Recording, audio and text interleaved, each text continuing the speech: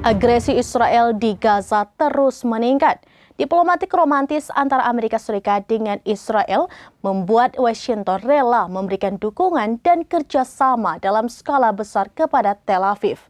Lalu, apa alasan Amerika Serikat mendukung Israel? Berikut informasi selengkapnya.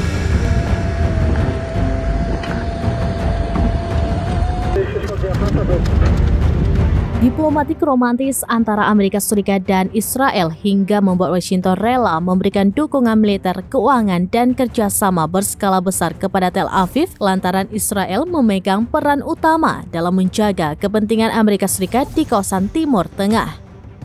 Disinyalir kemesraan itu karena Israel berfungsi sebagai penyalur persenjataan Amerika Serikat ke rezim global seperti apartheid Afrika Selatan, Republik Islam di Iran, junta militer di Guatemala, dan kontras Nicaragua. Tidak hanya itu, Amerika Serikat melihat bahwa Israel adalah negara yang bisa membantunya untuk menguasai minyak di Timur Tengah.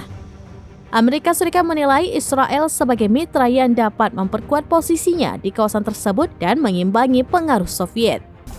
Dikutip dari Al Jazeera, faktor lain yang melatar belakangi dukungan Amerika Serikat lantaran Israel masih memegang kendali lebih besar dalam opini publik Amerika. Menurut survei tahunan yang dilakukan oleh Gallup di 2022 kemarin, sebanyak 58% warga Amerika Serikat lebih bersimpati terhadap Israel.